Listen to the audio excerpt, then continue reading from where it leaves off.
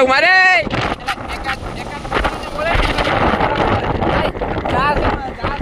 આગળ પોલીસ વાળા ઉભા શું કરવું ઓકે ની મને ઓકે બાપુને એક જ બેટા એક જ સવાલ